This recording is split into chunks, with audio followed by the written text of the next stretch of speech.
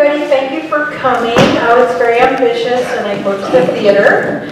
And I appreciate those of you who are coming to fill out the bottom 2 rows. And I'm Cynthia Berger with Santa Cruz Tenants Association. And I'm a renter and I vote.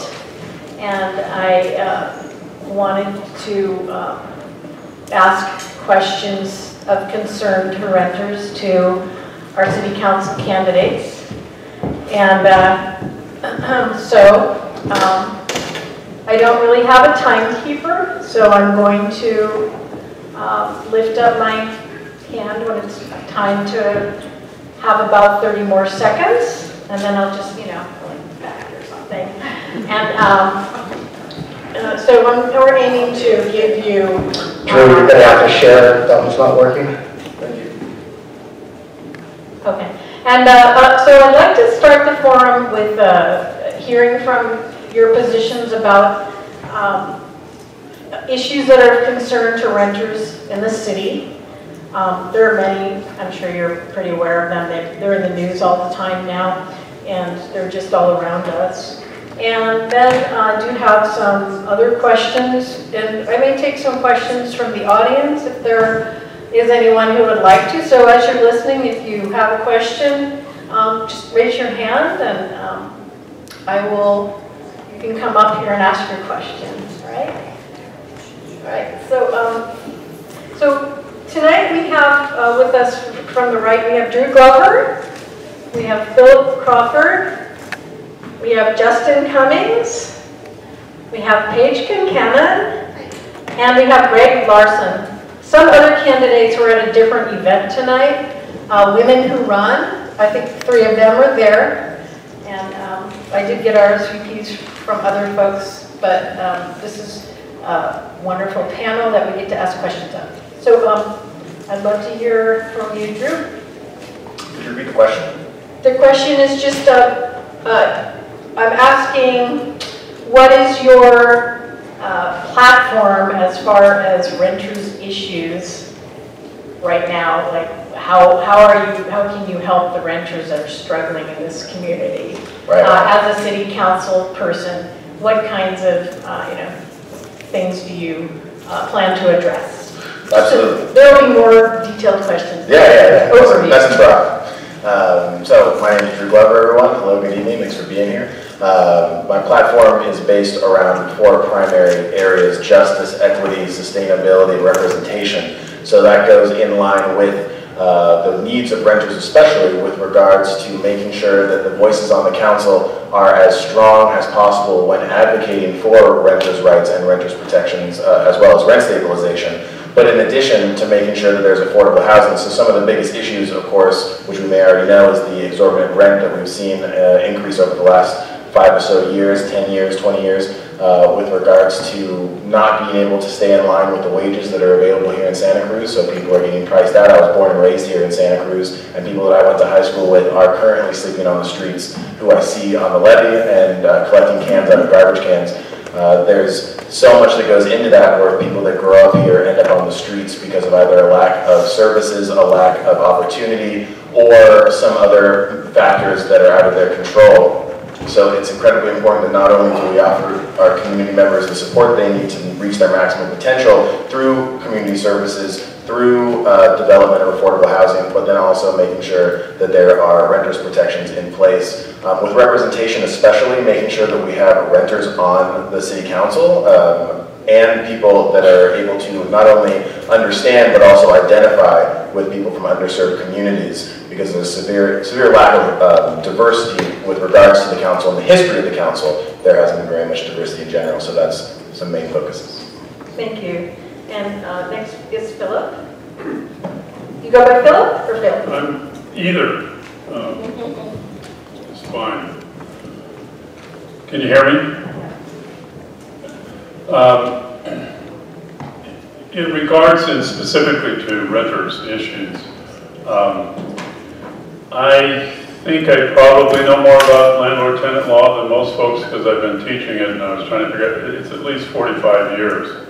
And I'm a practicing attorney, and I do landlord-tenant law, in that I do defense of unlawful detainers as well as I have filed unlawful detainers on behalf of people, but mostly there were folks like elderly folks who were being harassed and needed to get out of the tenant-landlord relationship, mostly defense of unlawful detainers. And I can tell you that most people really do not understand tenants' rights in general, and you have a great deal of rights already. And part of my job has also been to teach police officers landlord-tenant law because they don't know it. And they go out and respond to landlord-tenant disputes, and they make a lot of mistakes and give people bad advice and tell people what the law is and what it isn't, and oftentimes they haven't got a clue. So they really need to be trained well because there's a lot of those kinds of things and interventions that happen. So, but my platform as a city council member is that I am going to do everything I can to increase available housing, low cost, not low, nothing's low cost, but for low income folks, to try to make more housing available. We have about half of the people in Santa Cruz who are land owners and the other half are tenants. It's pretty close anyway, 56, 40 something. So there's an awful lot of people who are affected by this market that's gone crazy, and the cost of buying homes as well as renting units has gone staggering. So that's the short I'm story. just for like, you got 30 more seconds. Oh, okay, all right, well, I wasn't sure. And then, because I'm sorry, I don't have time. The first time you speak, you got 30, keep your breath, start to wrap up. So Okay. You got 30 more seconds, So, at the previous forum, it was said that by the incumbent council member, we need to get the tenants and we need to get the landlords into a room and lock them up and make them come out with a solution. I'm a person who should be locked up in that room with them because I've been a mediator and a facilitator and an arbitrator for decades, and I'm very, very good at it. I settle very complex cases, and 90% of them in mediation. So I think it's something we can resolve and work out with the council. Not Measure M because it changes the charter. If it's bad and it looks like it's got serious problems, it's too hard to change. Thank you. And next we have Justin Cummings. Good evening, everyone. One of the things that actually motivated me to actually run for city council was the fact that I was seeing so many of my friends get put out on the street. A lot of them have been, or a number of them I should say, have been living in their homes for up to 10 plus years. They've been paying the rent on time, they've been taking care of the properties that they lived in, and all of a sudden they got a 60-day notice that they were being evicted from their places, and for no reason aside from the fact that the landlord wanted to do some renovations and move other people in. And I feel like we need to be protecting the people that live in our community because this story is happening way too often. In addition to those people who have been asked to leave their homes, many of my other friends have also experienced high rent increases, upwards of 20%. And this is just not acceptable in a town where we're supposed to feel like we're a part of the community. Many of the service workers and people who work middle-class jobs are unable to afford at this point to live in Santa Cruz. When I moved here back in 2007 for the first time, the rent on average was around $600 a month for a room in Santa Cruz. And about 6 years later, when I was finishing up my PhD, it had been pretty much stable and about the same. But I moved away for 2 years, and when I came back was when I saw these exorbitant rent increases occurring, and also people being kicked out of their homes more rapidly than I'd ever experienced living in any place in my entire life. And a lot of that was due to a number of causes. One was the fact that there was a reduction in housing stock due to Airbnb and short-term rentals. We had still not seen any development of new housing in Santa Cruz.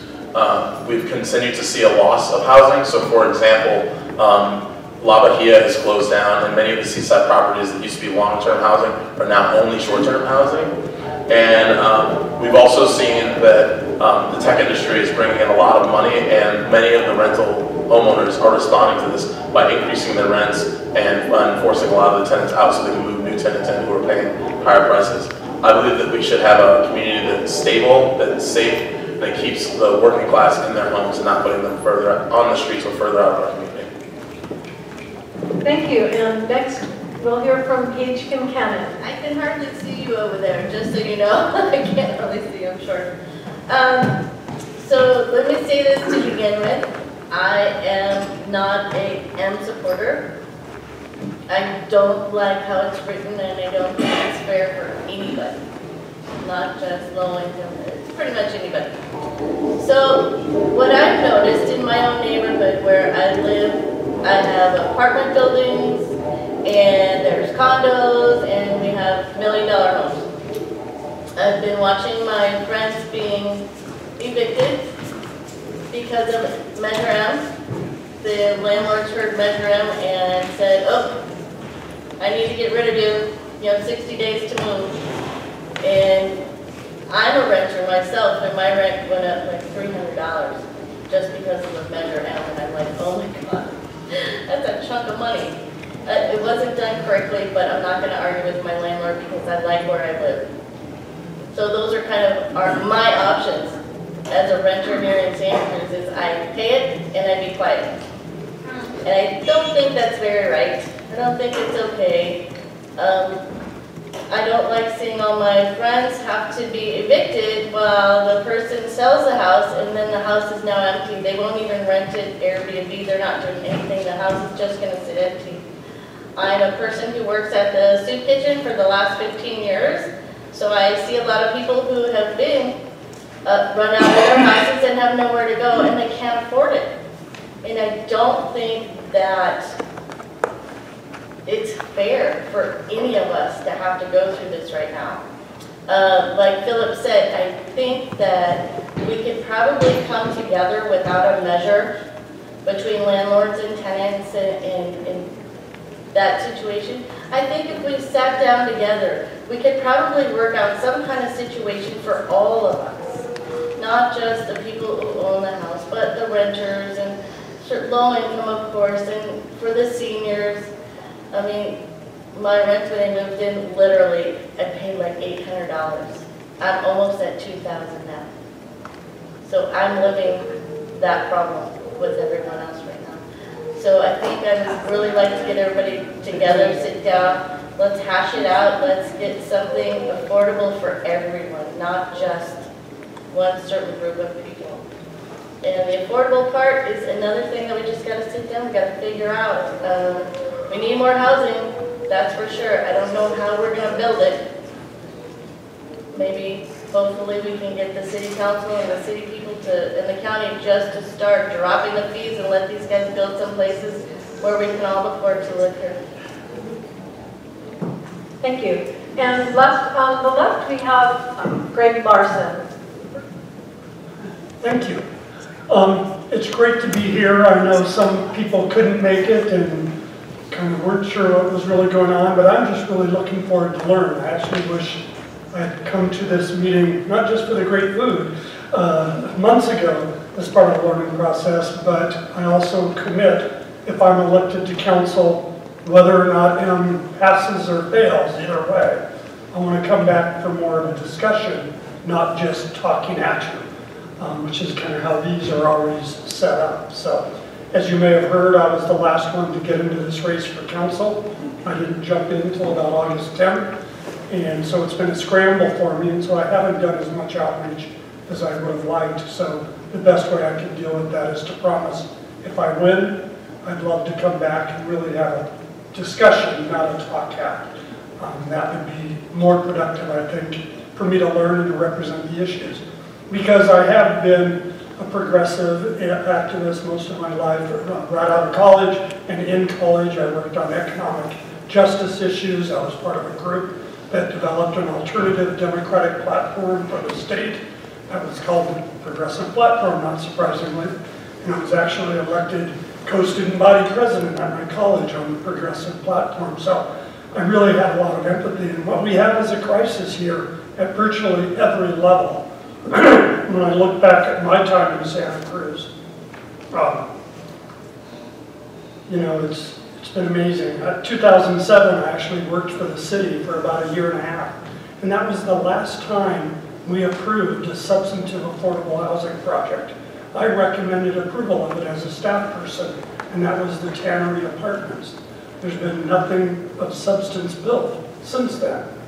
That's outrageous. I don't really blame the council since 2007 because redevelopment came in and swooped out all the housing funds. The state came in and swooped out all the redevelopment housing funds that had been used to build affordable housing and support homeless programs in cities that have been hurting across the state, as I've worked for them as a consultant for the last several years. So that's why I think it's critically important to support Measure 1 at the state level and H locally so we can replenish some affordable housing funds that hopefully will be aggressive in getting here in Santa Cruz to deal with our particularly acute problem, because what people are facing is outrageous.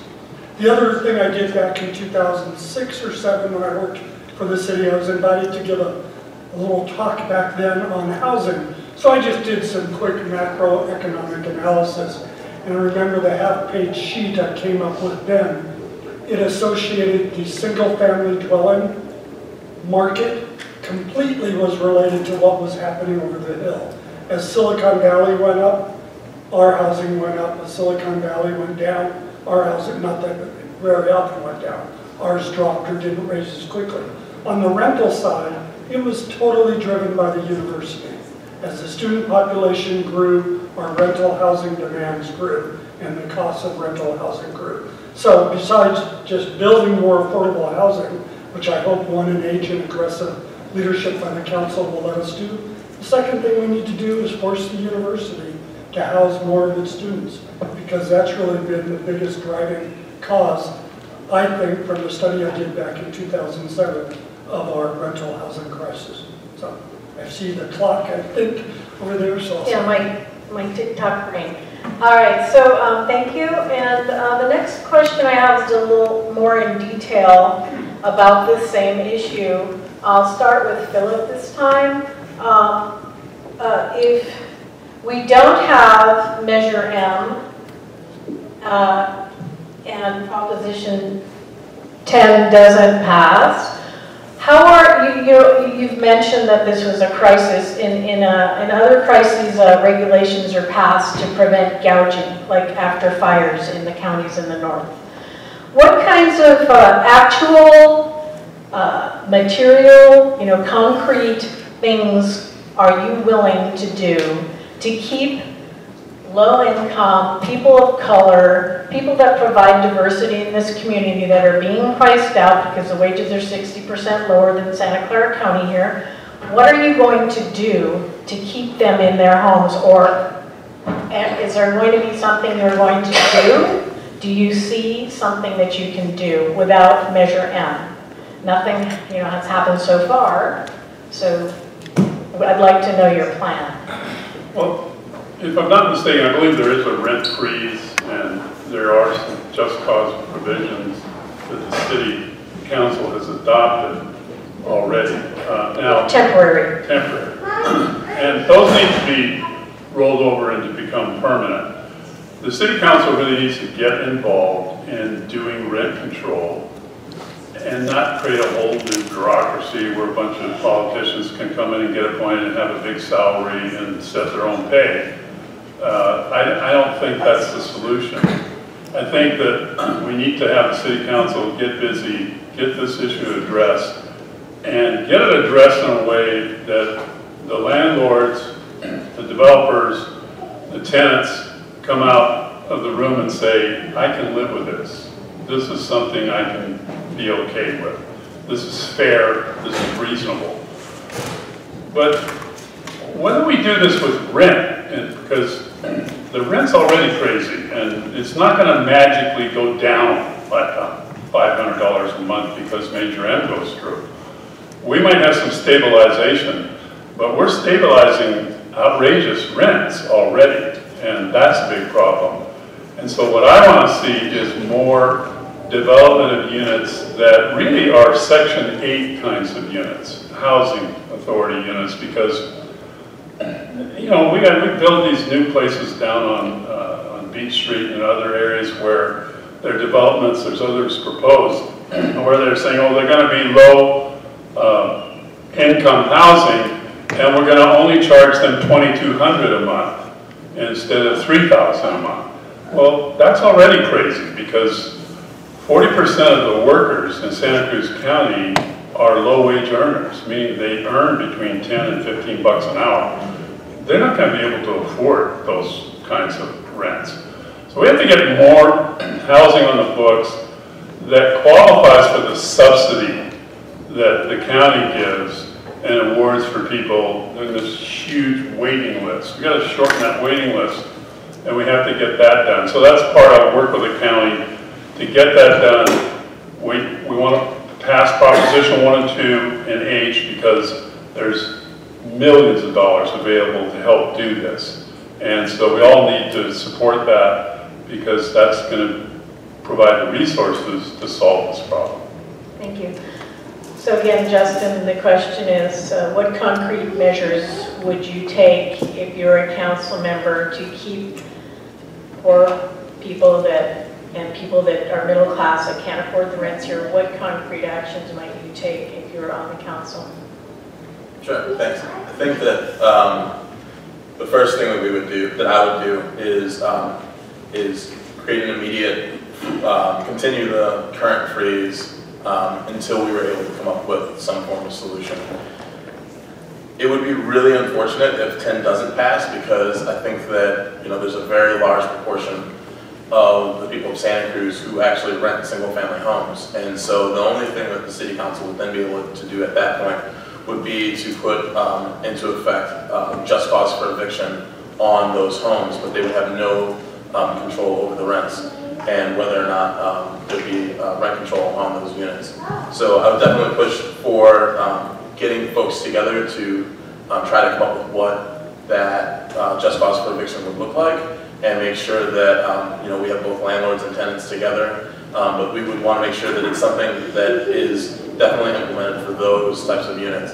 In terms of multi-unit homes and condos built before 1995, then I would want to work on extending the rent freeze, and try to put something in place that reflects what we currently have. I think one of the things that we've seen in Santa Cruz when it comes to the multi-unit homes that have been built before 1995 is that we haven't seen a lot of apartment associations complaining about it not being effective. I think that most of the people who I heard sitting up as candidates for city council have said that the current rent freeze is actually working and protecting people. So I think that shows that that is something that works, and we should extend that and try to get that implemented in a way that's going to be fair for everyone.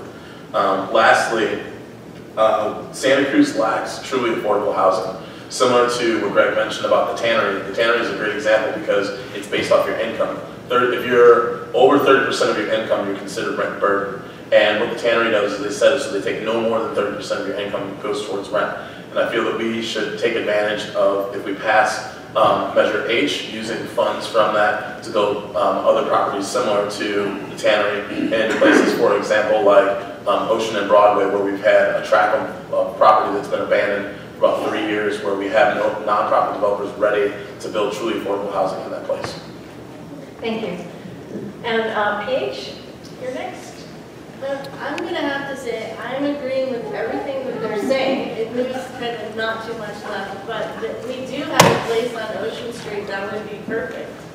That it would be somewhat like the tannery because the person who bought all this property went bankrupt. So we're left with that bill. And since we have that bill, why don't we use it for something it was intended to? The places are already there, so it means it can be rebuilt. And we could probably put a whole bunch of people back in there and do like the tannery. Let's get it done. There is money that we can get from the county even. The county has money for this. The city, not so sure, but the county has the money. And we should be, I mean, if I get elected, I'm going after the county because I want that bill, period. I'm tired of hearing excuses. I'm tired of, well, we need this fee and that fee. You know what? You don't need any of those fees. Build it, and it will pay for itself in the end.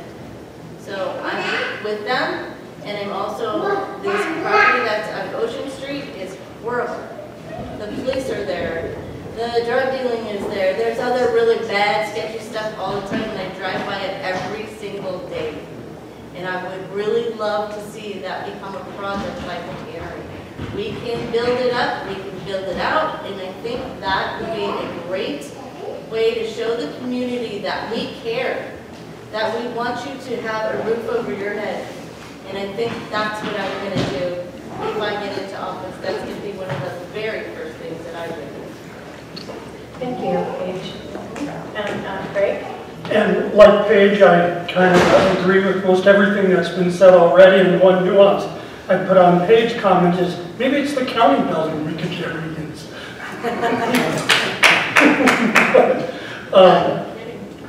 Seriously, in terms of real solutions, so some of you may have heard of Landed that came to town, and it provides kind of microfinancing of a sort to, it started off just with teachers, but one of the lead people developing that company is from Santa Cruz, a guy named Ian Magruder, who was president of the University Democrats across the state when he was up at UC Berkeley, and he's worked for me on a statewide political campaign against Tom McClintock, and has endorsed me now, and he's doing my social media advertising.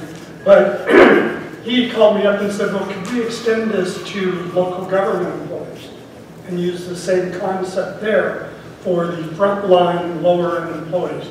Not police officers, not firefighters, but utility workers, maintenance workers. And then I brought up to him another market, because what we've learned over decades of affordable housing is inclusionary affordable works better when it's mixed in with market rate housing, so you don't create the so-called tenement factor or Chicago factor. The other way that it works as large projects is when they're thematic, like the tannery with arts or seniors, and there's even been some successful family. I get excited about possibly one that's oriented towards our nonprofit community, because they are struggling so hard to survive in this economy and to recruit and retain staff. I get excited about the concept of a tannery, but that's not oriented towards artist community, but oriented towards social worker, human services, and nonprofit workers. I think that could be an incredible home run for our community, and would really meet a sustainable need for our community. So that's one I've never seen done anywhere else, and I'd love us to be the first to try it. Thank you. And Drew? So in the event that Measure M should fail, I always turn back to the lost opportunity that existed before this whole Measure M conversation started, with the City Council deciding to remain neutral in this really important conversation around rent control. And in one way or another, whether it was a foreseeable consequence or not, pitting our community against each other and essentially dividing us incredibly effectively, so that now there's people that have lost family members and friends over this argument around rent control and representation with regards to protections. So it's important that we have people on the council that are willing to bring people together and have those conversations, but at the same time doing so in a way that is making sure that we can enact protections that actually work, just like the ones that are currently in place right now, and even beyond that if it's within the scope. There are lots of landlords that I talk to that have this problem or that problem with M, but it's just one or two small things that are holding them back, as opposed to being able to jump right in. I support Measure M. I'm one of two candidates that does, because I believe that we need renters protections now. But we can extend the rent freeze, like has been mentioned. We can put temporary just cause evictions in place until those negotiations are settled. But that really doesn't impact or affect the larger issue of political prioritization of the money that we have right now, and also looking at ways that we can generate additional revenue to help in the development of affordable housing, even outside of having to wait for the county. Some examples are establishing a higher real estate tax, or a real estate transfer tax. A great example is the Outlook Apartments that were just recently acquired by, I believe, Goldman Sachs for around $50 million. So if there was even a 1% tax on that deal, that would have been money that could come back to the city for affordable housing instead of being lost in the transfer of this location that is going to no longer affordable, and they're actually advocating for their people to cram in there to work. And we were out there today, and there were like 5 people living into an apartment. So there's that aspect of things. But then also reprioritizing other funding. So a great example I always point to is the library garage project, where the money going in to fund the parking garage spaces, which are exorbitantly priced and unnecessary for our downtown area, that money could be leveraged in a variety of different ways. And there's a great example right across the street with Calvary Church, where they can partner and build affordable housing there. There's also aspects, was mentioned before about if there are vacant houses that are sitting, supporting the increase of a vacancy tax. So those houses that live along Westcliff that are empty 9 months out of the year are able to generate revenue for the city, so that those people that are wealthy enough to own a second home on Westcliff will be able to contribute to the community that they benefit from. And then also looking at different forms of rental assistance, but that's a much longer conversation. Thanks. I'd like to ask Nora to come up and ask a question, because I'm connected to a wire. I think you can yell it out from here, right? Can you hear me? Yeah. So, my questions really are for the 3 No on M people that have been relentless in stating that you're opposed to Measure M.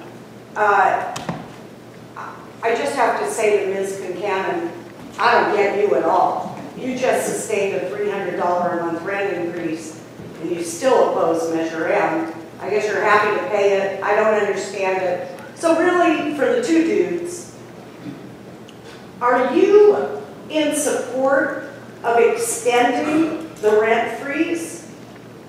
Yes or no?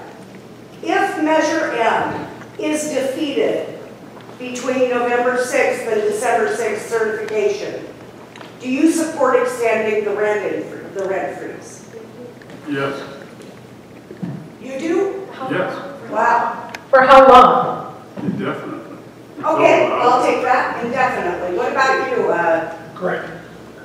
I support, I haven't really thought about it, but right now, just thinking about it, I'd support extending it, but to really use it as pressure to force a sit down that's effective and a compromise. Right. So I worry if it's indefinite, which I think 3 of my compatriots may support, we take away pressure for resolution of the issue in a collaborative fashion, which is what I want.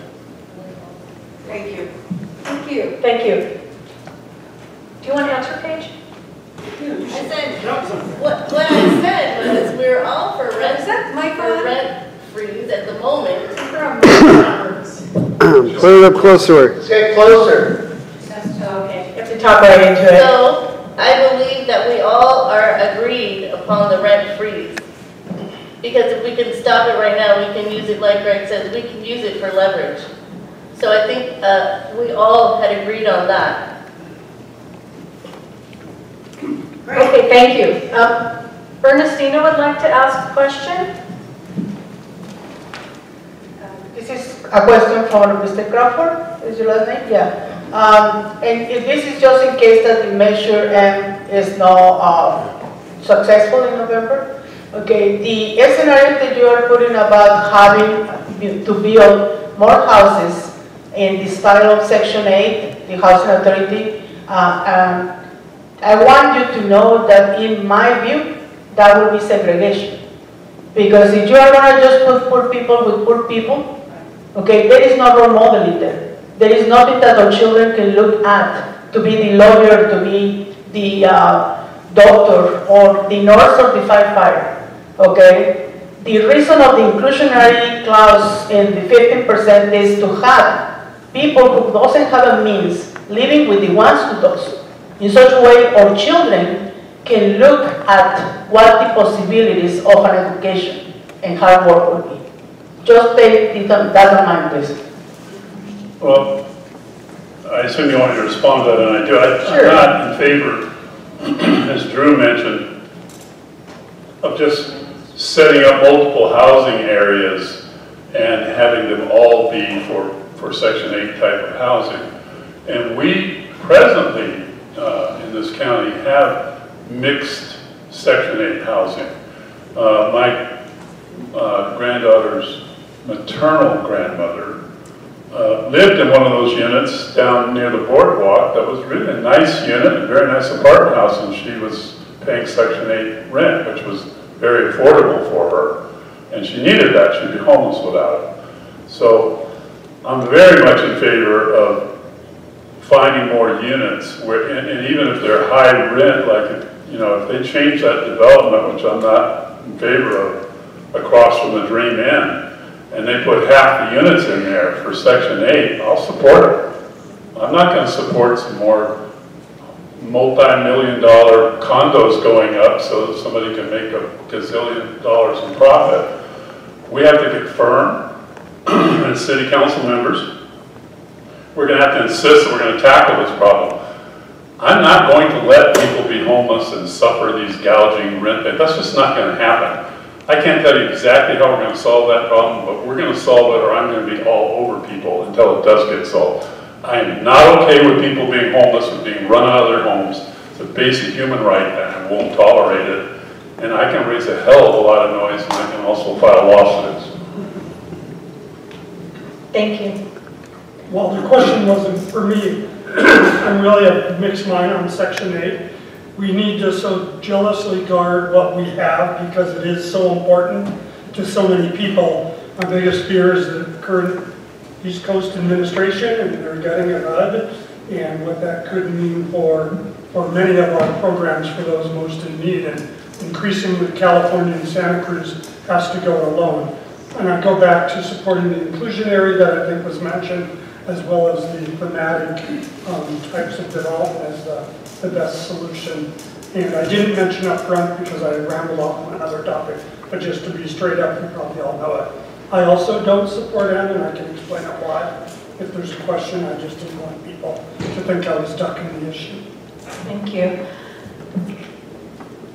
There's an affordable housing trust fund in this city. I mean, I have to say I'm disappointed because people are, as you said, it's a crisis, and that's a real a thing, not just a word.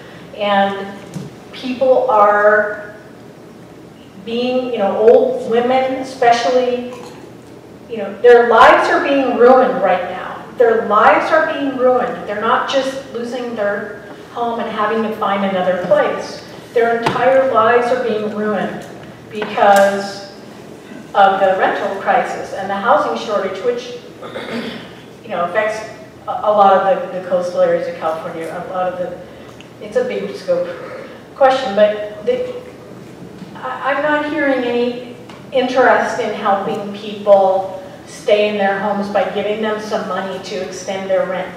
They need money. They need money from the Affordable Housing Trust Fund so that because the amount of money that the city gets every year is worth one person's rent for a month in some areas. That's ridiculous, and that's criminal that they have accepted that, just a little bit of HUD money. There needs to be a large pot of money to keep people in their homes, or you're going to have an all-white city in about 6 months. This has been going on for years because I have the hotline in the county. I'm the only hotline, and I've been talking to the renters. So, you know, I'd like to hear, can you think of some more emergency, you know, actions you could take to really keep people in their homes? I'm not really, I'm wanting to hear some more concrete ideas, like there's money that was just $8.5 million that the city just got for nothing because they had a regional airport land. None of that is earmarked for helping renters. The city cut legal aid for renters entirely in the middle of this crisis, which has been going on for years. So I haven't heard any of you address those issues. Those are the things renters need. They need help, like you're a lawyer, so they need help paying for those evictions. A tenant advocate has to turn them over to a lawyer when it has to do with an eviction.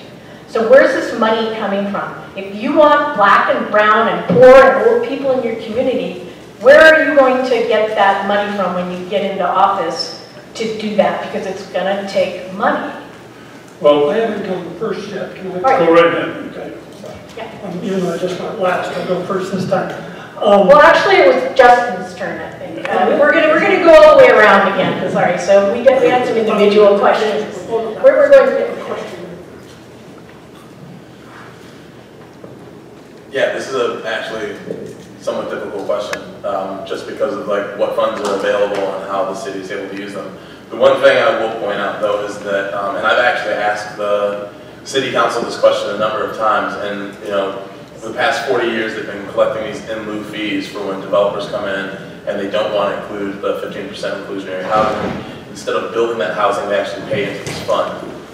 And some of that money has been used over the years to develop more affordable housing in other areas. But when I've asked recently to the city council where are those funds and what's happening with them, they don't have an answer. And for me, that's problematic because if these funds are supposed to be going towards affordable housing and building specifically affordable housing for people in the community, they should have some idea of what's happening with those funds currently and where those funds are. So whether or not the funds from Sky Park would be available, I do think that it would be good for the city to set up, whether it's one time or at least at the minimum, you know, a one-time, I don't know, homelessness prevention fund that tenants could go to and advocate if they're getting evicted from their homes, that they could get partial assistance with, because oftentimes when people become homeless, one of the biggest barriers for them to actually get back in homes is the first month's, last month's, and security deposit. And if there's a fund that's established so that if people are in emergency, they can go to the city and appeal to get some of these funds released from the in-lieu fees, I think that would be one step towards helping people stay in their homes. Thank you. Paige? So maybe, I don't know, maybe 10 years ago, we had a program that was run by the county through HUD Housing, where you could go in and tell them what's going on, what you need, and they would give you money for your first month's rent, your deposit, and I'm trying to remember, it's 10 years ago, but you got the first and last and a deposit, and they gave you that money with the stipulation that when you moved out of that place, you gave the money back to the housing people, the deposit. So that program was around for at least 8 more years. I went to check on it the other day and the lady said they had stopped doing that because they ran out of money. So what do you do with the people now? She told me that the money that is coming from the federal government is supposed to go to them. There's an earmarked set amount, I don't recall the amount, but she said we are working on making that come back because so many people need that help. So right now, I would say, I mean, it's terrible, but we have to wait a little bit because the money, she says, is coming. And the city doesn't have anything to do with this money. Because like Justin said, I've asked the city council also and they just look at me blank. They have no answers. But I know that it's a housing authority people, they say they're getting money and they will be able to help with a first month's rent and the deposit. Thank you, and I would like to hear Greg's answer, but before I do that, I want to say that it is completely out of the tenant's power whether or not that deposit gets returned, because landlords 50% of the time, I would say, from my jaded hotline perspective, do not, illegally retain a portion of it, and then you don't get that ever again if that happens. You're penalized as a tenant. So this is just something people should know. In this program, of course, the landlord can say, oh, they broke the wall, we need to replace it, blah, blah, blah, blah, blah. So they may only get half of it back, but it goes back into the HUD account, the housing account. Well, as I understand it, if they don't get all of it back, the tenant never gets to get another deposit. But we'll have to look into that. Yeah, I'm not sure about that, but I do know that I know personally that a person, when they moved out, their deposit was paid back in full to the housing authority, and then when that happened, they moved in again, and they didn't quite have enough money, and the housing authority paid the rest. Right, but it's kind of a crapshoot. Yeah, All right, it is, great. but at least it's there. Yeah, thank you. We're coming. So many issues here that are fascinating, and I just penciled it out and I realized over a third of my life I've been a renter.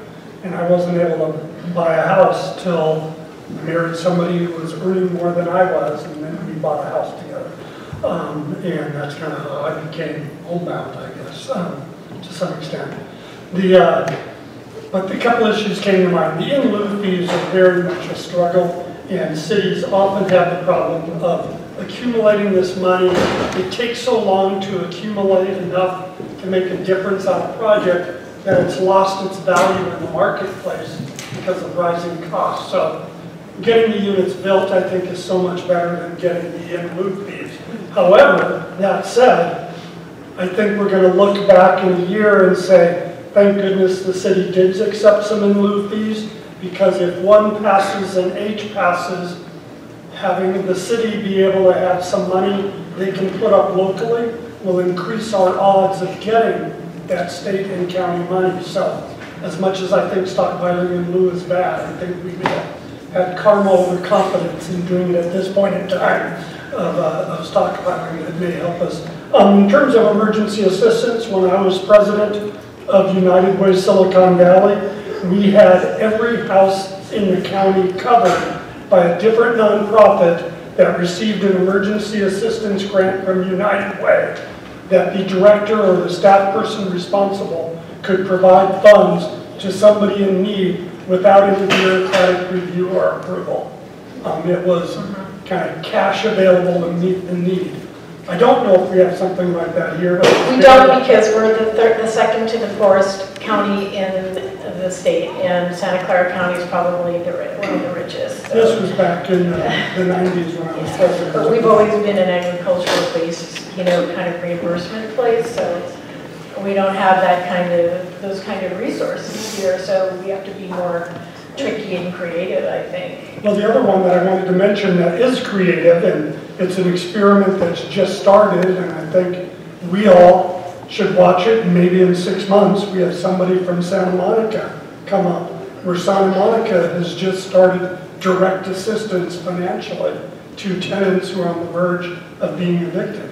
And I think that becomes something we need to look at. Yes, and that is a lot of the reason that their city council did just come out in favor of Proposition 10, because the Costa-Hawkins Act has wrought havoc in their community, so that people don't even stay in their rentals for over 5 years in Santa Monica, because the price is so high they can't wait to get out. And Santa Monica is one of those richer cities in terms of having a strong budget. I know Drew will probably want to talk to us about reallocating resources in the city to meet the needs, but when we already have a huge deficit, I want to do it. I'm just trying to think, how do we do it? Thank you. Drew? So I mentioned in the previous answer about the ways that we can generate additional revenue that haven't been taken advantage of by our existing leadership structure.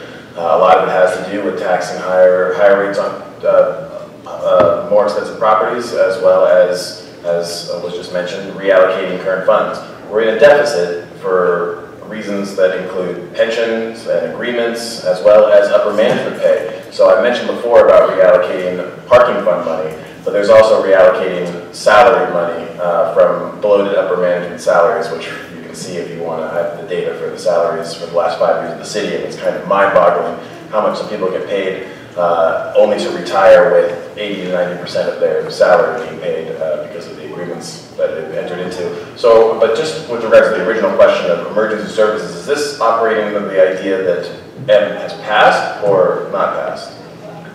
Either way. Let's say, I hope that M passes. Right, so, I mean... so then there will be a little bit of less need, possibly. Well, maybe, or still similar need, especially if Prop 10, whatever right. reason. I've had this conversation a lot with people with regards to the rent board, and the opportunity that the city council could have to partner with the rent board to generate additional funds from those other revenue sources that could go into a rental assistance fund to make things more possible for tenants to be able to relocate and move. It also goes into supporting the concern that people have around Measure M about mom and pop landlords. I hear that a lot, worried about the relocation fees or any of those other kinds of things. But that's another possible solution that the rent board and the city council can partner on with those additional fees, is not only to help with rental assistance for people to keep them from becoming homeless and experiencing homelessness, but also to be able to support small mom and pop landlords that can prove that they've kept their properties under market value with regards to rent in order to maintain low income and or middle income people to be able to stay there. And if for some reason they can prove that there's an emergency that they need to have happen, then money can come out of that fund to help relocate those people. So not only are we leaving someone who's ailing family member, because that's always what you hear, an ailing family member needs to move into the house, but also it makes it so that it allows for that person who's being moved out to either have to have that relocation assistance. So there's a lot of opportunity, but the key is having creative leadership in those positions. I always come back to that again, because all of these decisions are made by people who are not interested from the actions that they've taken to be able to implement actual change in Santa Cruz. So having people in a majority, and that's the key. We've had protest votes on the council for many, many years where people have advocated for these kinds of changes or similar things that would impact either renters or the environment or housing or transportation, but unfortunately they've been outvoted for the majority of the last 10 years of time in Santa Cruz. So if we have a majority of progressive-minded people that are truly dedicated to making Santa Cruz a city that can work for everyone, that incorporates and includes aspects of emergency protections and more responsible uses of the existing budget instead of having to, constantly add more taxes and stuff around sales tax, for example. Thank you. And Philip? I want to go back to your tenants who are in need of legal services and what do you do with that. My wife is a housing attorney. She spent her career, she's retired now with Bay Area Legal, defending people's housing rights, attacking discriminatory housing, and was the lead trial attorney for Bay Area Legal. She was also the chairman of the Women's Housing Connection, which is a private foundation for homeless women and children. And I was the pro bono counsel for that organization. And we raised through a fundraiser $70,000, and we had a variety of events where we raised money. If I'm elected to the city council, I pledge to you that I will raise $100,000 to help with this process, because whether I'm elected or not, my wife and I are very much interested in doing that. We've been exploring that with Barry Del Bono, who I'm sure Drew knows was the leading homeless advocate in Santa Clara County and now teaches with me. He's a good friend, he and his wife. And he's willing to help in raising money over here in Santa Cruz County for that purpose. The money was for, I'm sorry, I missed it. It was for the Women's Housing Connection, which is a homeless. But if you did it here, you said you'd be willing to raise the money for? For housing, for homeless, to housing the homeless and transitional housing, because there's lots of different kinds of homeless, and it's important to know that according to a study this was published yesterday, in the Bay Area, 1/3 of the tenants are they're a paycheck away from homelessness. They don't have enough money. If they lose their job, they don't have enough money to pay the next month's rent. So those kinds of people who are in transition, we need to triage. And it's really important before people fall into homelessness, or on the streets, or they're into poverty real bad, if we can help them bridge. And one of the questions that the triage is, if we give you 4 months of rent, will that solve the problem? Because for some people it won't. So you have a different kind of problem there, and you're going to have to triage it and have different resources to deal with different kinds of situations that people have. Transitional housing is wonderful, but then you need to really transition and get people back on their feet, get them employed, get them on career pathways. and a lot of the work that I do with over the hill of San Jose City College is getting people who are that 40% low-wage earners on a track to middle-class wages, union jobs that will pay them $75,000 to $100,000 a year, and that they can get through apprenticeships. I mean, you can go into the high schools to try to get these pathways. So we need to get people better jobs. We need to do something about this low-wage situation, and getting housing, raising money for them, and having the transitional housing. And we need to get that idiot out of the White House, and along with his HUD director, so that we start getting some federal money back in here. But on the legal side, we have Bay Area legal, and we have other legal aid programs. And my dues, big chunk of it goes to a foundation that provides free legal services for people who are poor and who are in need of that, and that's what Bay Legal and Legal Aid, and to some extent the Housing Authority here.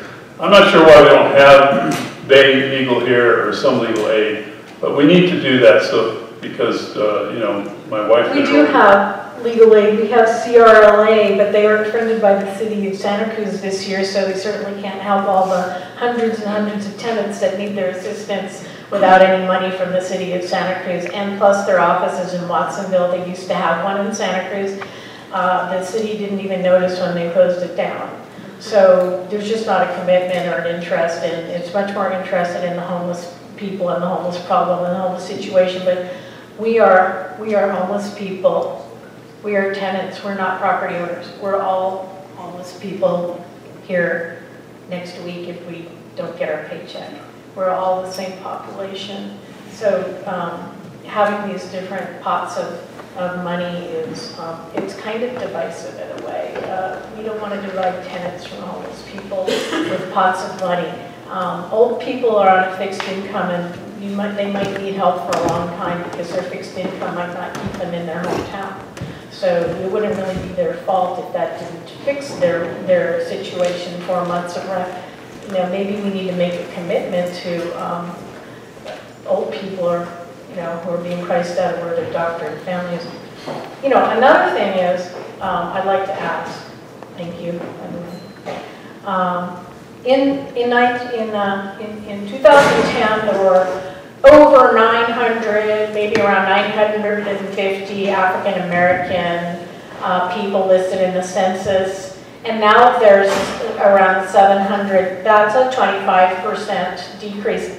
I think it has to do with rents, and we can't prove that, but what will you do to keep our, and as we know, African Americans are traditionally have been kept out of housing and don't have access to inherited wealth at the rates of other, especially the white population.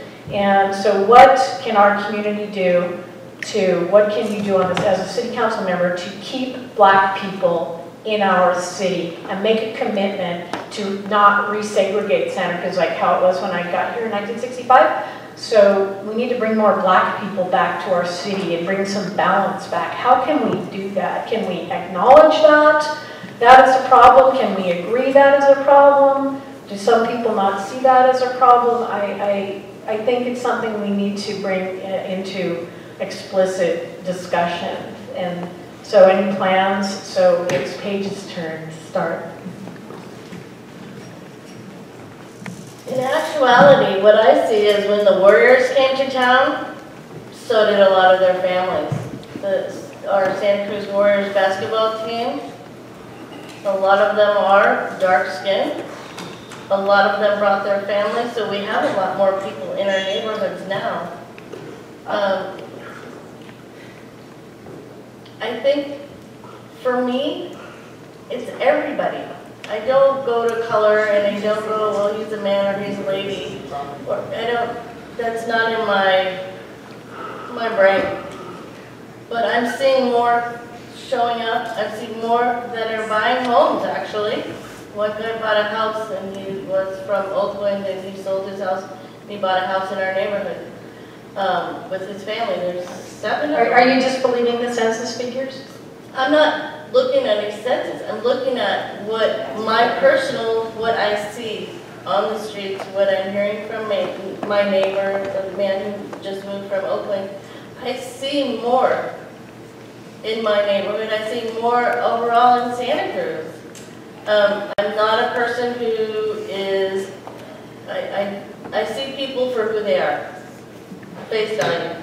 I don't put a color on them. notice that there are more. But I have noticed absolutely since the Santa Cruz Warriors came to town, we have some more great neighbors among us. And I think it's wonderful. And I would hope that we get more.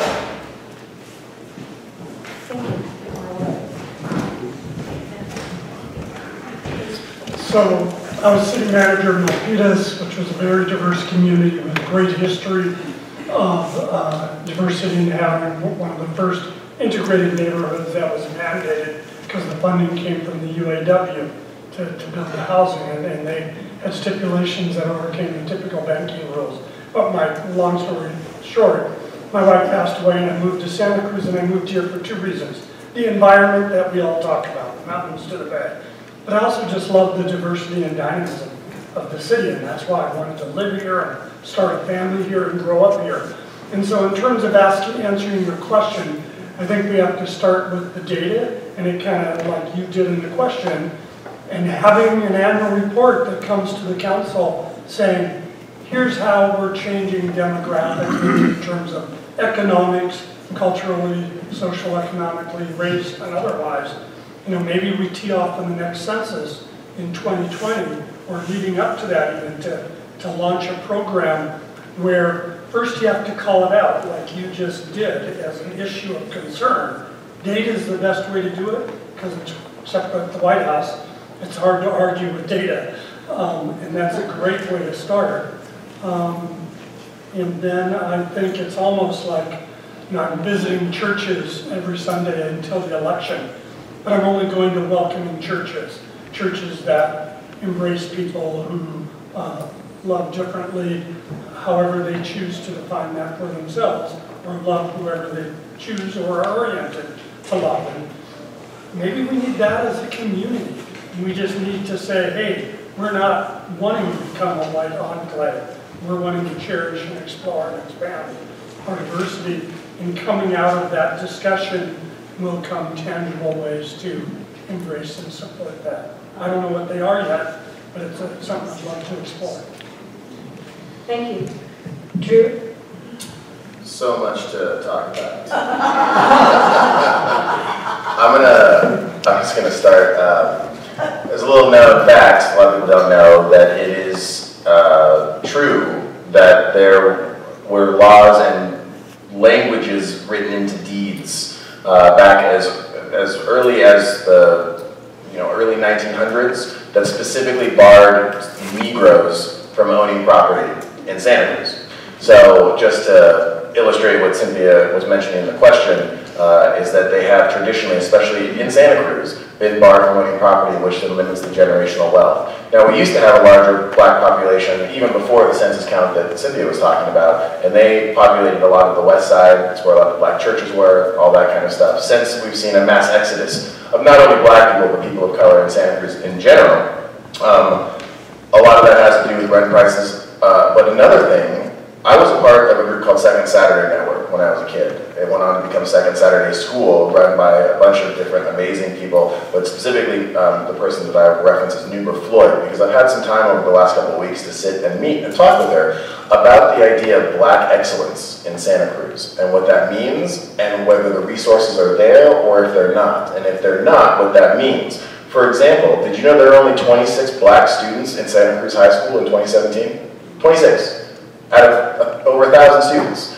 So looking at their disciplinary rates compared to their rates of success, but contrasting them with their white peers, there is a stark difference between the population size to relatable, almost identical disciplinary percentages or frequencies. So it's statistically proven that black youth are targeted at much higher rates for discipline by white instructors, and also receive harsher sentences when they are dealing with stuff like that. So there's the question of what kind of situations, policies, and procedures are being implemented in our city schools to make sure that African American and black African heritage youth are having the opportunities they need to reach their maximum potential and get the skills that they need and the encouragement that they need and the role models that they need to be able to transition from elementary school to middle school to high school and beyond to college. So there's that. I really want to stress that it's not just African Americans. We have a smaller population of Native Americans in the area than we do of African Americans. And so we have to ask ourselves, why is that? What's going on? There's issues of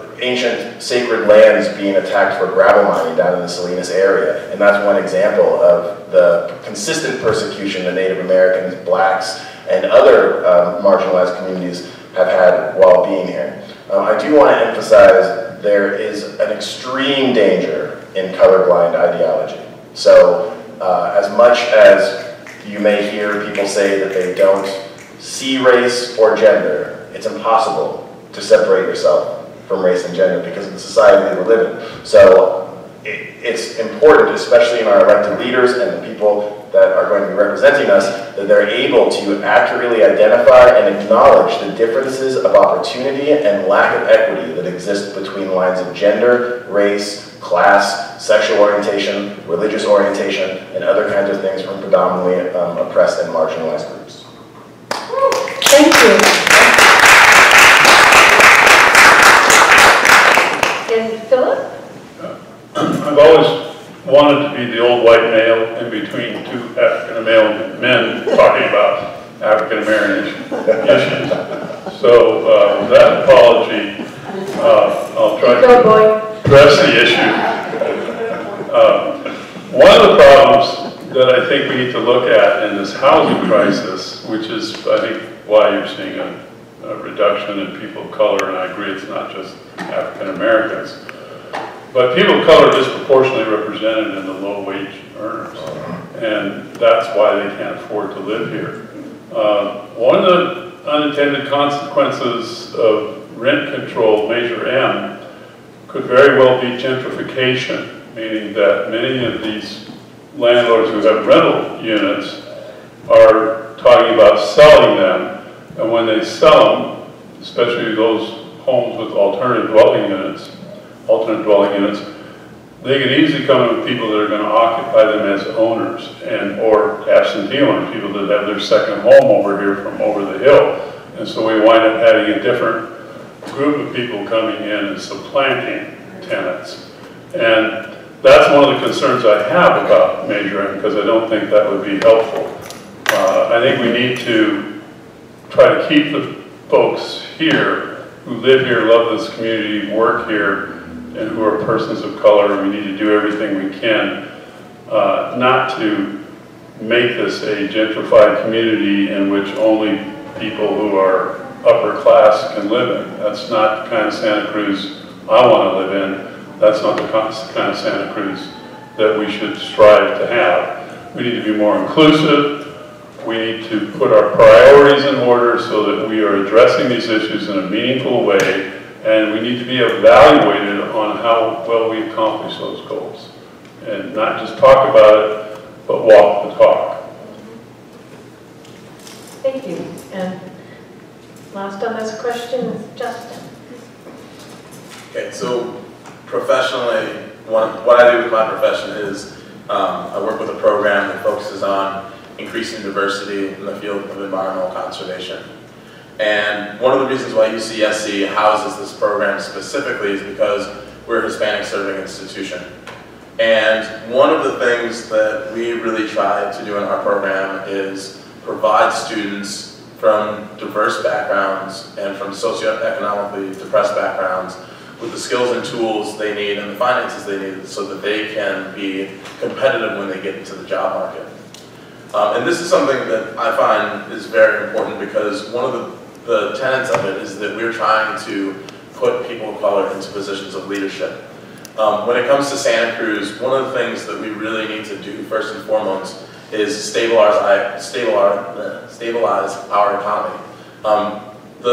What's happening right now in Santa Cruz with people being placed out is a class war. It's not only affecting people of color, it's affecting people who are white, but specifically it's affecting people of color because in this community they are the most marginalized people who live here, and the African Americans in particular are one of the most marginalized communities in Santa Cruz.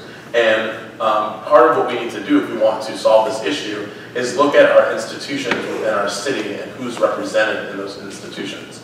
So when we look at our police department, our fire department, our city staff, our city councils, who occupies the positions there. Because if we have diversity within those systems, we can then try to start, we can have different perspectives to how we're going to address those problems.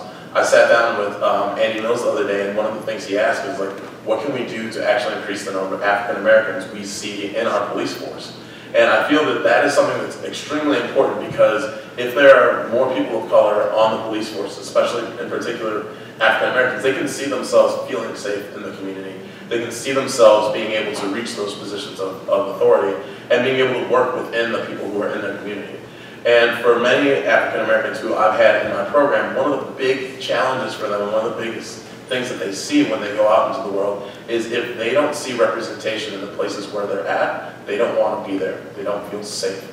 And in Santa Cruz, that's been dwindling, and a lot of it's due to the socioeconomic push of people from marginalized backgrounds out due to the fact that we're all being priced out. So I think that one of the things that we need to do if we want to retain more African Americans, people of color, even white people from socioeconomically lower backgrounds and from poorer backgrounds, is that we need to stabilize our housing market and then stabilize our economy so that people who work here can afford to actually live here. Thank you. Here's just a question I like to ask at these forums. Should hotels, motels, B&Bs, and other businesses that rent out rooms and pay workers to clean and maintain them or work in their kitchens and landscaping, should they be required to either pay a wage that's proven to be livable by local standards or by statistics, or should they pay a special tenant support tax, or should they provide on-site living units? And we'll start with Greg. You know, I certainly obviously support the state's effort to raise the minimum wage and support all prevailing wage to the extent possible. I haven't thought about targeting a particular industry for a unique wage requirement. I just haven't thought about that, and the first time I've heard of it. The one idea I've had on hotels that I think does address the topic of tonight's forum, which is housing, is a lot of our smaller, older hotels that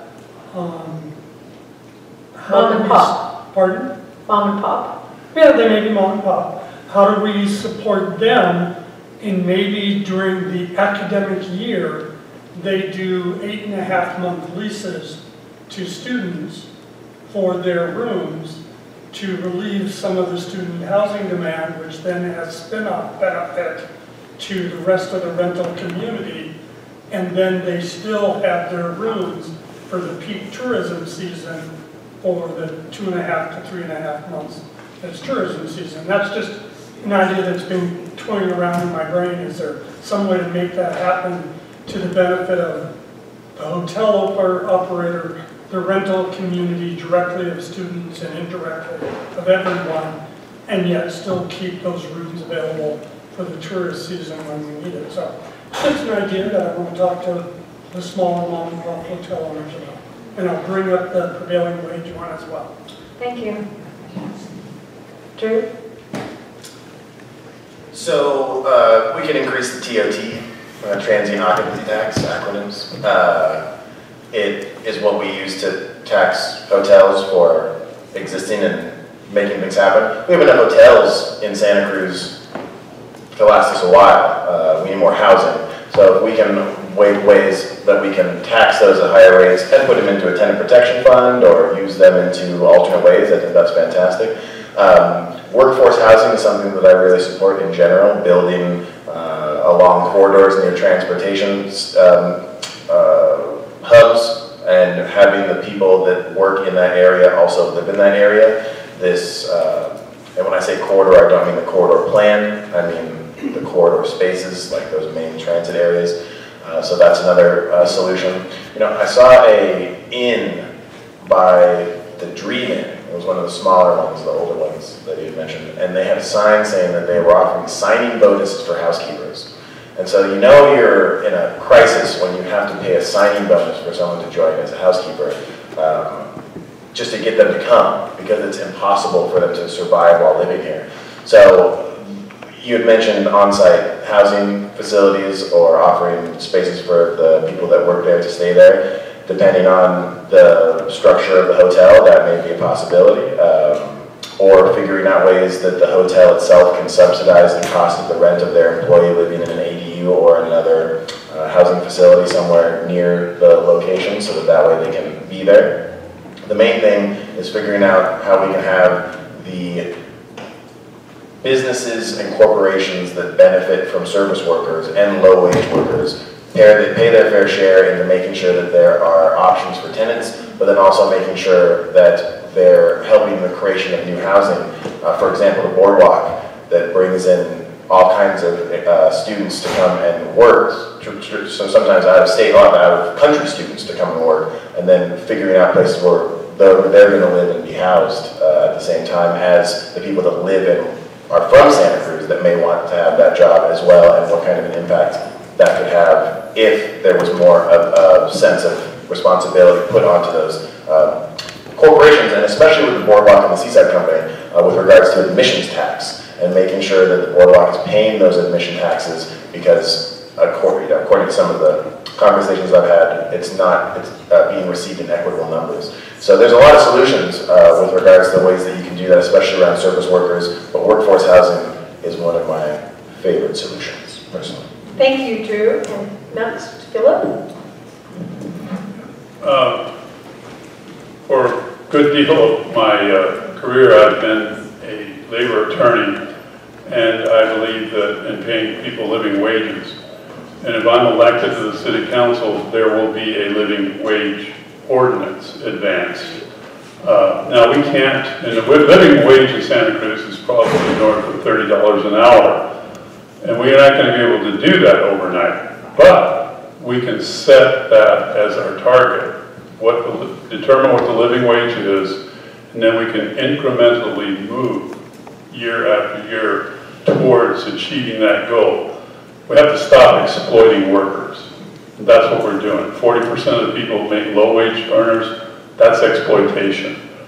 We have to make sure that people are paying living wage, and we should all feel insulted when we're paying somebody $15 an hour to do something, because we know they can't survive on that kind. They can't live here, and they can't even survive in today's market. So I've supported the living wage ordinances in Santa Clara County and in San Jose, and I've also in our district we've got a living wage ordinance, and I keep fighting on behalf of workers to get them to where they're not paying 40% of their salary for housing. We're going to have to raise the wages, and that's all there is to it.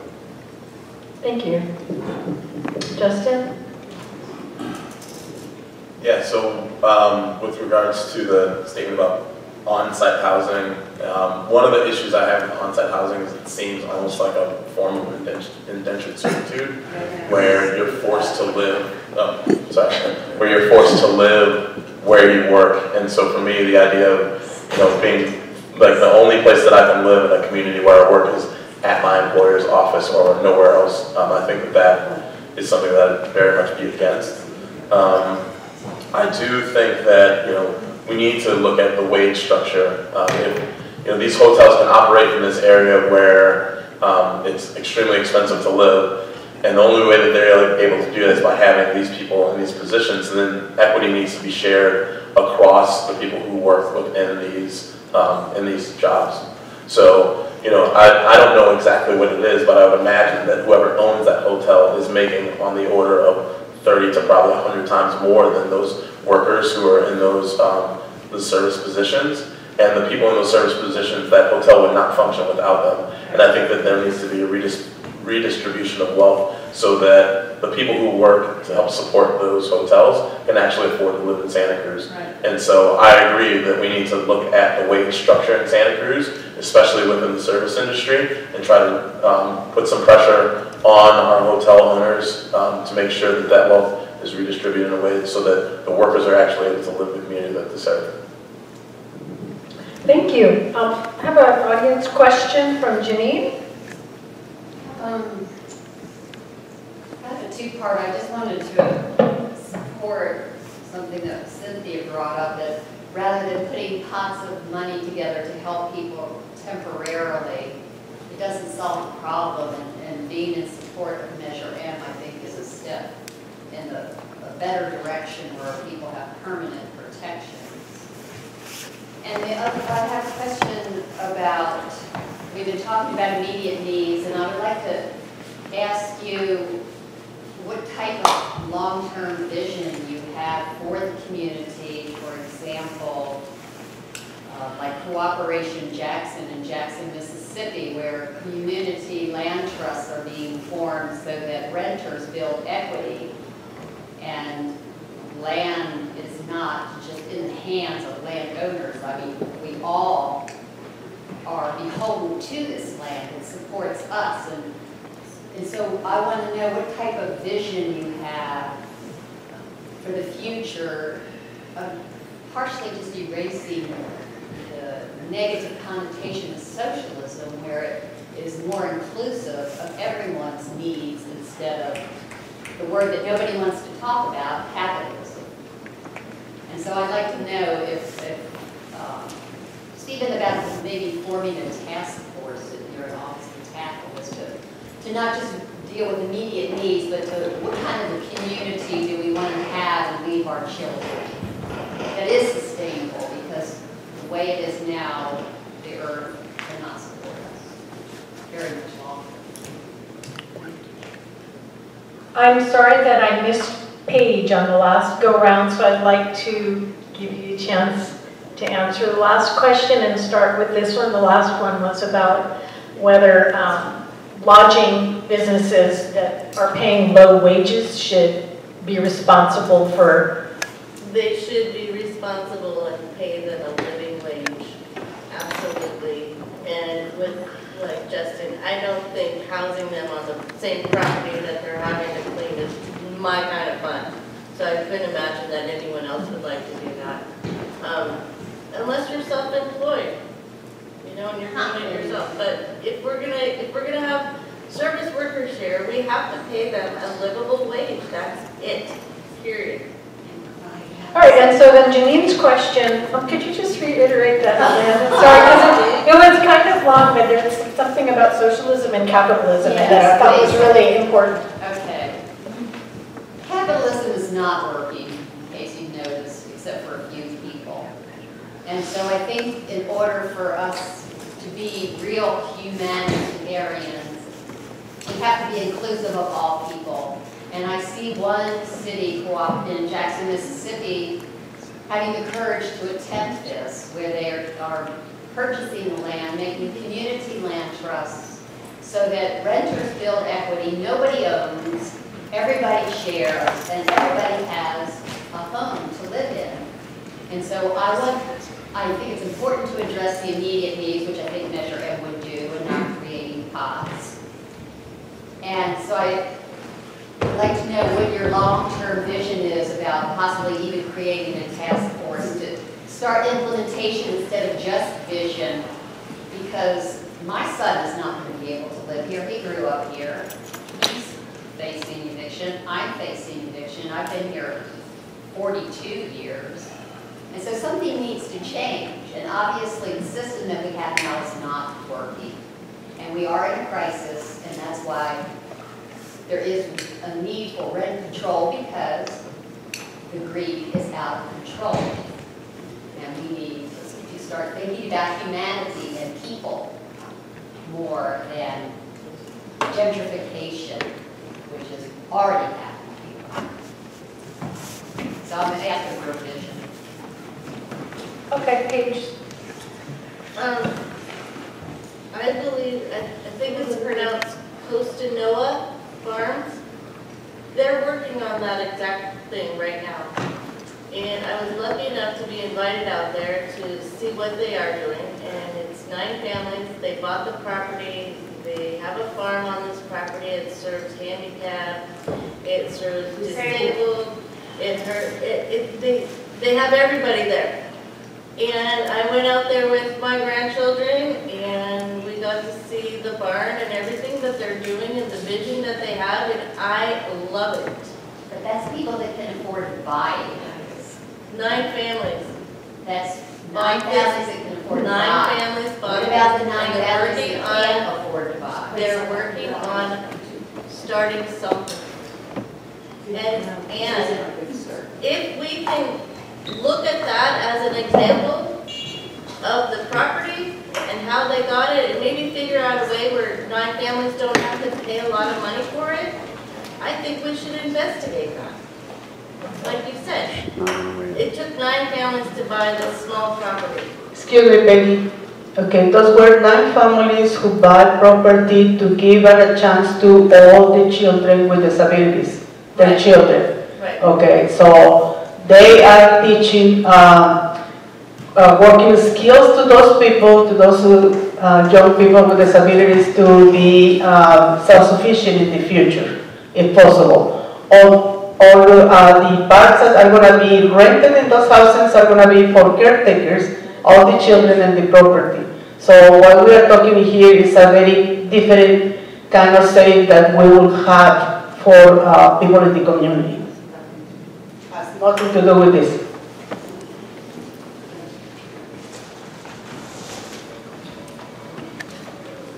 I'm done. Yeah. So, Actually, I'm gonna, because I stopped at the wrong place. Right, okay. Is it Greg or is it Drew? I think it's Drew's turn. I think I started with Greg last time. And so it's time to turn. So we're starting over again. Or at that end. Sorry to lose track. Page. Follow the moderator, okay. So I love talking about capitalism.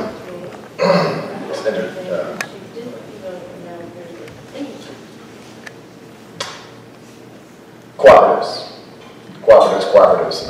That's a great answer for what's going on. And there's a great organization in Santa Cruz called Santa Cruz Community Ventures, and they're doing some really great work around the idea of impact investments, raising equity in communities, and creating an opportunity for people to be able to not only acquire land, but especially to acquire businesses, because of the transfer of business ownership that's happening right now with the baby boomers, and they call it the silver tsunami of people that are leaving their businesses and looking for people to take over them because they're retiring, and then offering them to their employees. So when we're talking about living wages and service industry and everything, if the city can start to generate money in partnerships with community foundations in the county to be offering a community fund to allow the support and development of cooperatives, especially in businesses, because we see a almost sometimes double income that comes from people that are doing things like serving pizzas or cleaning rooms because they have shared equity in the business. As Justin was mentioning earlier about how sometimes the owner can be making, he threw out the number of up to 100 times more than the people that are doing the service work. It's important to be able to offer those opportunities, but not just offer them, intentionally go out and facilitate those conversations, facilitate the fundraising, and allocate the money to be able to make sure that those options are available. A task force, I'm always ambivalent about that name because they tend to be things that last for a really long time and what comes out of them. I would love to put together a task force or a group to be able to analyze the effectiveness of how to implement cooperative action here in Santa Cruz, or bring in people from Cooperation Jacks and have them. Maybe an action task force, not just. There you go. Thank you. Thank you, Drew. Philip? Cynthia? I like that idea of bringing you in skipped Greg. cooperation down. Pardon? You skipped Greg. Actually, what happened was I started with Greg and I went all the way around and I forgot to end with Oh, I we see. agree that she's in charge. Okay. So, you want me to? Go right ahead. Okay, so I wish I shared your enthusiasm about Major M solving the problems that you're having. Particularly, it'd be nice if one of the things that happened is lowering rents. It's not going to. That's not the point of it. I know, but rising. you felt that it was going to help with socializing it, or socialism and moving away from capitalism. I don't think it's going to. I respectfully disagree with you on that. But I'd like to answer the question on renter equity and options where people would have some kind of interest in the property. There in the mobile home industry, there are some good things where tenants own the property cooperatively. And if you look at parks that are tenant-owned, the rent's never going to go up because they control the rent. They set it. So these kind of cooperatives are really good. It's a good model, and there's no reason why it couldn't be done with homes as well, with communities where there was a common ownership among tenants of the property. The other thing that I think is important to do in helping people who are renters and tenants is to look at leases. And one of the things that I'd like to see an ordinance that the city do with rent control is to require that the homeowners and the property owners, landlords, offer a lease for a long-term lease to people who want that. If you have a long-term lease, then you can't get kicked out unless you violate the terms of that lease. So those are some of the things I'd like to see, to where, you know, that everyone has to be offered at least a year or 3 years or 5-year lease, depending on what they want. And I'd like to see that required if you're going to be a landlord and be in that business in this community, so people aren't facing every month, oh my God, are they going to raise the rent? Are they going to do this? Are they going to try to kick me out? And leases and lease interest can do that. Measure F does that. How would that be enforced? Just like the evictions are in Superior Court, you can't try to kick somebody out. You can't do it if they have a lease, unless you can prove in court that they have violated the terms of that lease. I would just like to say that I think this is a true data statistic, that 90% of landlords go to court with a lawyer and 10% of tenants do. So I don't see that as a viable model for tenant protection, because when tenants have to go to court, they don't a lot of times. They lose a lot of thousands of dollars of deposits over that. They need to move on. They didn't expect that that landlord was going to do that. And they haven't made a lot of room in their life, and they don't know the court system. So I think, like, depending on a city ordinance, and look at, this current rent freeze is being violated every day, and the city does nothing. So I just, I'm just really would be skeptical that that would, be actually a valuable.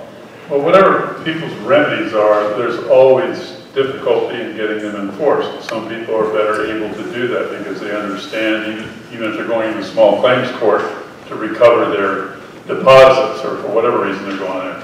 We need to have programs that help them. When I was a Superior Court administrator, I put together a small claims counseling program with attorneys that counsel people who are going into small claims and filing actions. This is what you need to do. This is how to prepare your case, so that they could go in there. And of course, the small claims court, the landlords don't have attorneys either. They can't have them. It's addressing my question. But the landlords can consult with the attorney before they go to small claims court. They have the means to do that, and they do, and they keep an attorney on retainer many times. So it's just not really, the deck isn't, it's stacked against the tenants. The laws are stacked against the tenants, because tenants are poor now. Santa Cruz people are poor, and they're working 3 or 4 jobs. They don't have time to go to court. They don't have time to go to the state. The laws in civil laws, criminal laws, they're all stacked against the poor. It's not just landlords. Right, so measuring is something that can help us. But getting back to your question on socialism, I believe in social democracies. I'm a supporter of Bernie, and I believe that we would be well off as a society if we stop allowing capitalists to become the top 1% that's got 90% of the wealth. And the only way to redistribute that is through socialism measures.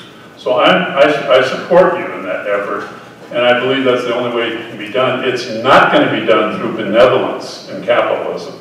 It's going to be done through hard work. Nor landlords not having any restrictions. That's why I'm we not need sure. rent I'm not sure control, what that because means. landlords are not controlling their rents. They're going up and up and up. Well, And they so should be, it's and I control. appreciate that the city may not be doing anything to help enforce. They should be. And if I'm elected, there will be attorneys that will be available to coach people, to help them if they're violating the city ordinance. We're not going to just say, gee, that's too bad, I can't help you. I'm talking about affordable rents. And I'm for affordable rent, but it's got to be subsidized through dollars somewhere, and it's very expensive to do that. Well, that's where I'm in this talking kind of about a market. vision of community trust where renters build equity instead of renters pay the mortgage of someone that buys a house for $100,000 and then they sell it for $900,000 and the renter has paid for that house and walks away with a 60-day notice to move, and the realtor and the owner walk away richer than they already are. How is that fair? How is that caring about your community? I don't think it is fair, but I don't think the city council can fix that. Well, the city council could start, and that's why I'm asking, what's your vision to start making things more equitable for the people that have built this community? My vision is not to try to superimpose state law by offering ownership, tenant ownership. Now, if you can get the landlord and the tenant to agree on that and negotiate that, that's fine. But a city may not impose that on anyone That's because why it we would violate need to state change law. it. You can change the law. All right, we're going to go to the next person. And you can talk to him afterwards. Okay. Justin? So, I don't know the names of the measures off the top of my head, but the city does have a number of programs in place, and I think that those need to be extended. And some of those programs, the way they operate is that you have to make below a certain income, and you're able to buy condos in town if you meet that income requirement. And the stipulation is that when you go to sell that property, you can only sell it for 10% more than what you paid for it.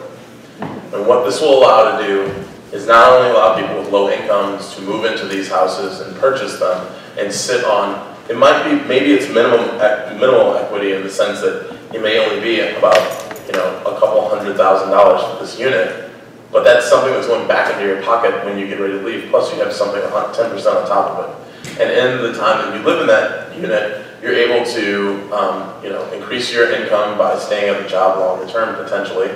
And so you're able to save that, and then when you go to move, that can be the down payment on another place you move into, and the person who moves in is going to be buying that place at a very low amount, around the order of, maybe a couple $100,000. And I think that that is something, and just to point out, like, you're putting the deposit down on that, you're not buying it outright for that amount. So I think that we need to look at, those types of opportunities in town where people who are making low wages, who are able to save up a small amount, can actually put a down payment on a condo or, potentially extend this to building houses that fall within the same category, whether those are townhouses or the city acquires property that's been abandoned and is able to renovate that and put it under these same measures. But I think that's one step towards, the more that we can increase the housing that's under these kinds of measures within our community, mixed in with some of the houses that are already within our current structure, the more we're able to give wealth back into people who are in the middle classes and allow them to further come up. Because the biggest issue right now is exactly what was just pointed out. You have some people who maybe put about $10,000, $20,000 house down 30 years ago on a property. They haven't really paid anything into it. Now the property is worth $1 million. And so with $20,000 of investment, they're now walking away with $1 million. And that is not fair at all by any stretch. But if someone's able to put in $20,000, pay off this house, it's worth about $200,000, they get another 10% on top of that when they move out, and they can and then they also have money that they've saved towards retirement or their kids' college funds or otherwise. I think that that is a step in the direction that we need to be taking, and that we need to look for. And on City Council, I want to put together groups that would try to make sure that we can implement that in a broader sense across Santa Cruz. Thank you. Paige? I started and was cut off, so. Oh, I'm sorry. I think we already covered it. I'm sorry, yeah. you want to? Do I get to go? Right. So, I think a lot of it's been said. I'm just kind of checking. This is supposed to be taken lightly, but I think it's the first time I've ever heard a registered Republican support the living wage, and probably the richest person running for council wanting socialism. So I think we're making headway. I think it's big progress here. Who's the richest person running? Richest in spirit is probably Justin. I give Justin the nod in spirit. So, moving to substance though, two issues. Co-ops, I think, are obviously a great test. It does become, it's not a societal sharing though, it's a group of people coming together to share.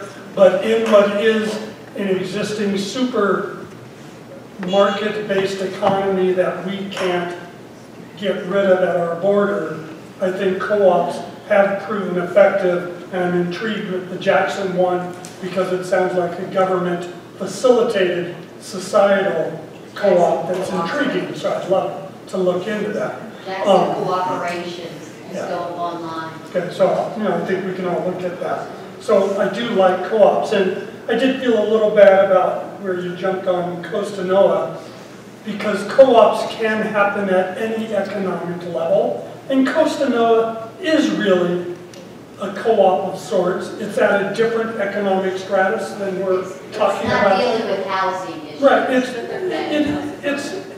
it's still the right spirit. If everybody had that spirit, we would be in a much better world. And I would encourage you, if you haven't been to Costa Noa, from 3 to 6 on Saturday, they're doing a showcase of their farm and activities. It's a family-friendly event.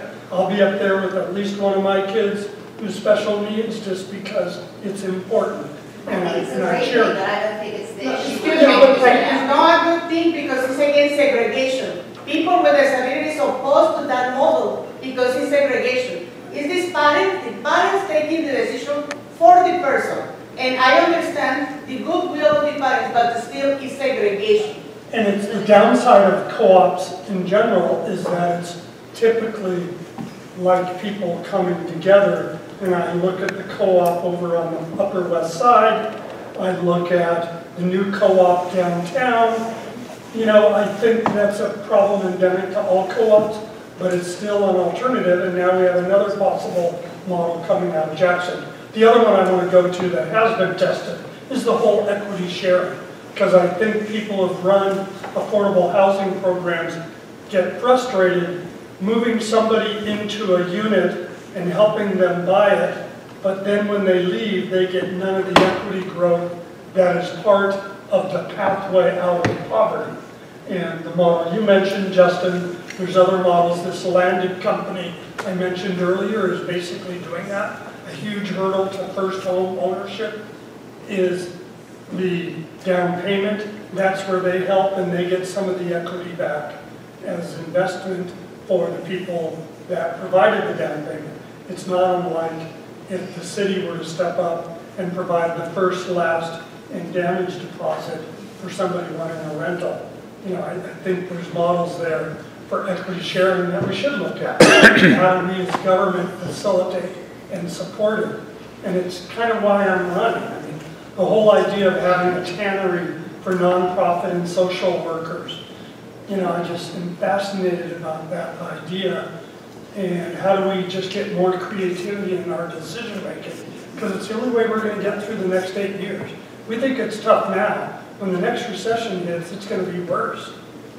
It's going to be really ugly, and we got to start preparing now.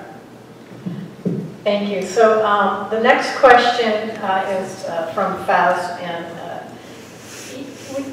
it was, what do you think about him, or would you employ, or? I could read it if you just want to. Would you support the use of eminent domain to create public and/or affordable housing? Yes, would you support the use of eminent domain, for example, on Ocean Street or at the Wiener Schnitzel, to build affordable housing, to make it happen fast? I'm a renter advocate, not a housing advocate. I'm concerned about the renters. housing is in the future, it's a pipe dream. You know, but anyway, so this is something that we would look at as eminent domain to get more of us housed. So, do you know anything about eminent domain, Philip, and how it would work, and if the city could do that? Would you support that? Yeah. Eminent domain is something the city could do to take private land for a public purpose. They can't take private land, at least not that I've seen them be able to do, and then give it to some other private entity or to low-income people. But they could take the land. Of course, in doing eminent domain, they have to pay market rates when they go through eminent domain. They can't just say, we're going to take it, we're not going to pay you what it's worth, but they can pay the market value and then make that land dedicated to low-income housing, affordable housing. What if they haven't paid their property taxes in years? Could they still have to pay market rate? Well, the city is not eligible to go down on the auction. They go to tax auctions, and they're open to anyone to bid on, but the city can't be a bidder on it. But they could probably negotiate with the lien holders some discount pricing for properties like that, and buy some from the banks and the financial institutions that are foreclosing on them. But wouldn't it be hard to negotiate with them when the prices are so high here and there are people chopping at the bit to give them a cash offer? I mean, what real hope would the city have, I wonder, in that situation? Well, tax lien sales are a big bargain. People pay really low prices on very valuable properties because they have to come up with cash. And the city, I think, could go in with the financial institutions who are going to get that money, and they're usually getting like 10 cents on the dollar. And they can negotiate, maybe we'll give you 15 cents on the dollar, and we'll dedicate that property to low income affordable housing. It's a creative thought, a creative option, but it's something that could be looked at. It's not a crazy idea at all. Thank you. And Justin? I'd be interested in looking into, you know, a lot of these properties that have gone undeveloped and abandoned in Santa Cruz, and considering them for eminent domain, just due to the fact that, you know, we need housing, we need it now, and we need to look for areas where we can develop. And if the Wiener Schnitzel has been shut down for well over 10 years, I know that, and so to watch it kind of deteriorate, just sit when it's a space that can be utilized. I think that we need to look at spaces throughout town that fit that mold and consider them. Additionally, if there are apartment buildings where the landlords have not been keeping up and it seems that they're in pretty dilapidated shape, the city, I would advocate for the city considering those if they're not going to meet the upkeep and invest the money into making sure that they're up to code. Thanks.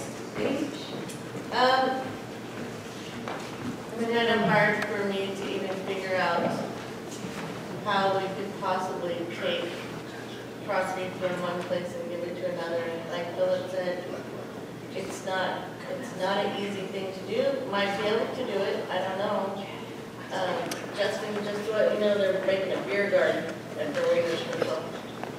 Could have been a great place for, you know, a couple of apartments, condos, maybe a beer garden.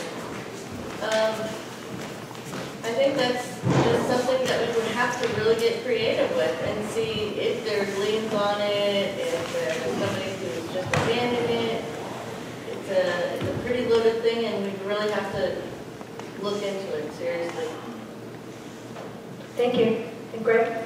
So I'm probably the one person running for council who's actually done eminent domain when I was a city manager, and it's a tool of last resort. And the thing you mentioned about the use of it is it's never the fastest or cheapest way to go. It's long and it's costly because you have to go through a number of court prescribed steps. So your goal of using it to build fast housing, I'd like to find other cities in California that have used eminent domain to build housing fast. I don't think those models exist, but I'd love to be proven wrong, because then maybe we can do it. And that would be my answer. If we can find a way that it does help it, then yes, of course we should look at it. I do think we do have the fundamental problem that eminent domain can only be where you're saying the public use of the land is more important than the private use, so we get to take it from you whether or not you sell it. Taking it from somebody and then having others use it privately, I don't think meets the letter of the law of that, like Philip laid out.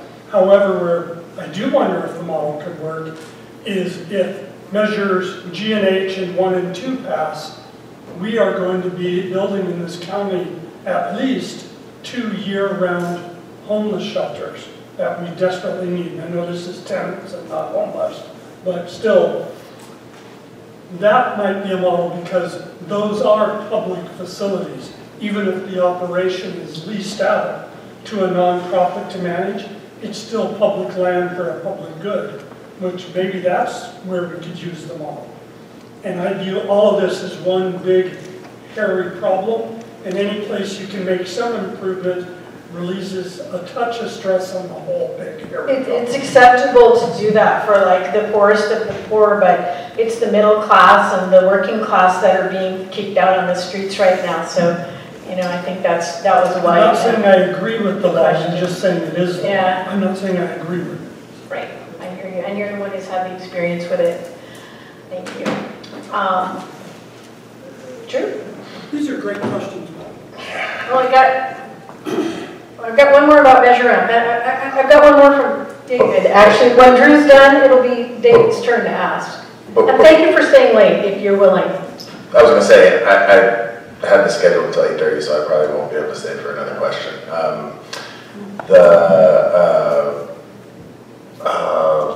So eminent domain, that's something that I would like to use when there was no other option necessary. I think a great example of that would be for like the Beach Flats Garden, Yeah. which should have, that was an option that was on the table, and we lost 30% of that or so, 33% of that. There's the potential of happening again, and that's going up against a mega conglomerate, like giant corporation.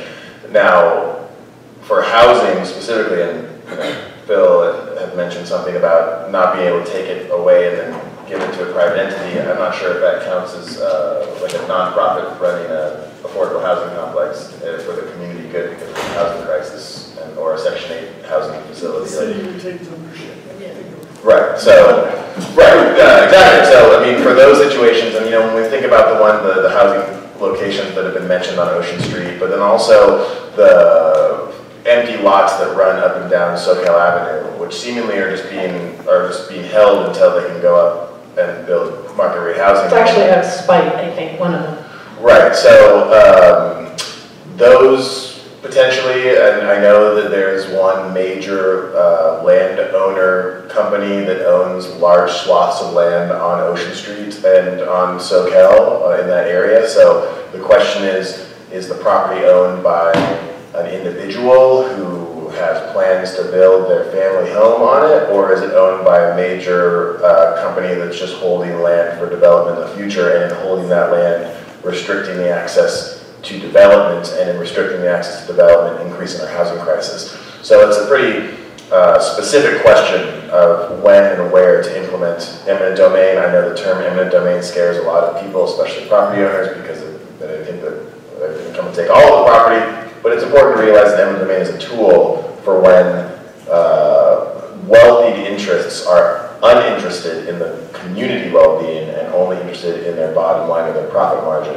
And so that's when eminent domain is appropriate, especially when it's obvious in those kinds of situations. Housing is important. With regards to the length of time eminent domain may take, it is definitely long, but some of those plots of land have sat empty for a decade or more, and I would imagine that those would not be as long as the eminent domain process to acquire the land. But then there's also the question of where the city's going to get the money from, and you know I love alternative forms of revenue from my previous questions. So there's lots of great ways that we can do that and implement those kinds of changes, and then also prioritize our funding. So eminent domain, it's a yellow area. Thank you. And we've got a question from Dave. I'll stay for this question. I'm going to stay for this question. I'm just wondering, like, I saw recently, 2 weeks ago on the news, that Salinas, they labeled their housing a crisis, an emergency crisis. Therefore, some funding came to them, $9 million, they believe. Can the city here do that? Also, I'm like, whatever you do, when you get into office, have a staff that are knowledgeable in finding grants, so that that's a continuous process throughout your whole term, where you're getting these grant money that's out there. Oop, that opened up, well, let's get that money. I'm aware of buildings just sitting, like Drew just said, for years open.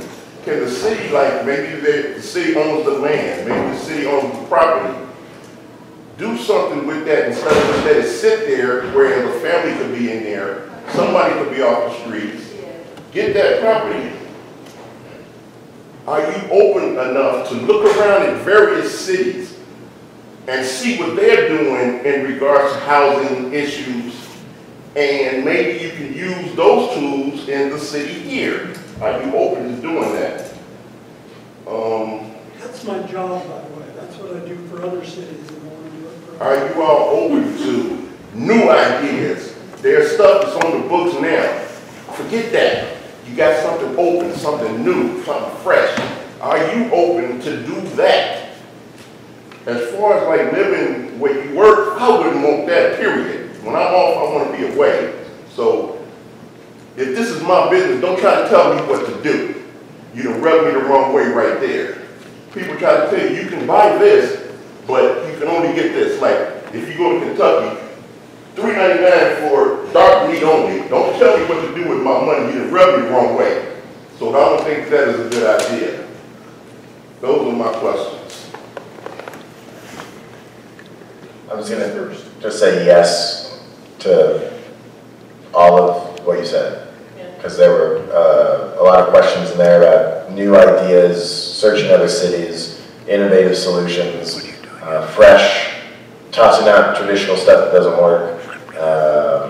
That's all good in my perspective. The telling people what to do with what they have or with the money is a tricky one, because that's so, you know, what is that? Where does that end? You know, like you buy an apartment complex, that's your money, but we want to put rent control on it, and just cause evictions. So that's telling them what to do with your money, and I know I'm in support of that, and I think you're in support of that. So it's very similar to that. Living where you work, if I lived in a cool spot, or worked in a cool spot, I don't think I would mind living there, personally. But it matters in the work relationship. If I have a terrible boss, I'm not going to want to live there. But if it's somewhere I enjoy, or it's cooperative, then I don't have a problem working where I live, because I either am code in it, or I feel comfortable there because it's the place I want to be. So it's not like a either-or situation for me personally. You know what I mean? It's case by case. I don't think I would want to live in a hotel that I cleaned,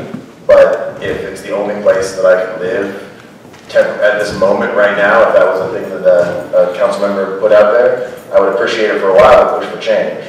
You know what I mean? So it's a spectrum and an ongoing process with a lot of the things you brought up, but it's all about innovation, fresh thinking outside of the box as usual, because it's not working. Thank you. Yeah, I don't disagree with anything that you've mentioned there, and I think that we have to think outside of the box and come up with creative solutions. And we are in crisis, housing crisis, and that demands that all of us reach down deep and try to figure out ways to solve some of these problems.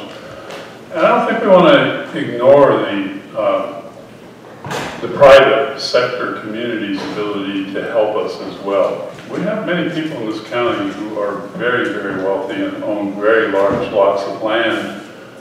And I do a lot of wills and trusts, and many times I write wills for people who are leaving substantial amounts of money to people they don't like very much. And I'm thinking, you know, and in those cases I try to counsel them into doing something with a portion of that money that might really make them feel good about making a difference for a group of people instead of handing it to people that are kind of spoiled or going to blow the money or whatever. So I think as a city council member, we should be reaching out to people who have large wealth and talking to them. Have they thought about what a wonderful thing they could do? And with the tannery and with the shelter that we have, those were people who had money, private people who left it to the city for housing purposes. And so I think we need to be active and try to do some of that as well. But certainly we need to look at laws that make it easier to solve this crisis, because it's not okay to just continue to let people suffer emotionally and otherwise because they're a paycheck away from homelessness. Thank you. And this is the last question, by the way, so if you need to leave, I understand. It's way beyond time. So I just want to say that, you know, I agree as well. We need city council that's really going to step up with new, innovative solutions to try to deal with the problems that we have in this town. I mean, it's not only a housing crisis, it's a socioeconomic crisis. Santa Cruz does not have, you know, we don't pay our workers a living wage, and we're a service industry. I mean, like next to the university, you know, tourism is one of the biggest industries in our town, and it's probably one of the most underpaid industries in our entire town.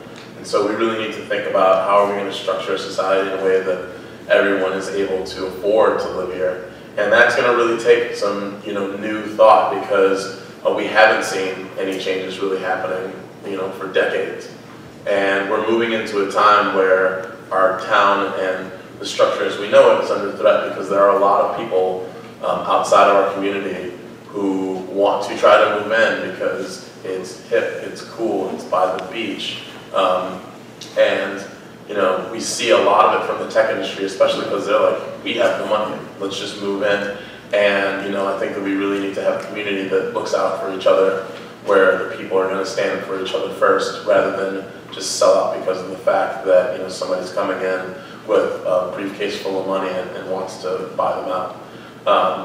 As far as, you know, thinking about the city staff, I'm really interested in, you know, getting to know them a little bit better and seeing, you know, what approaches they're actually taking to try to deal with these issues. Because knowing that the city staff is, you know, who comes to the city council with, you know, we give them recommendations and they bring us data and what they've been able to discover.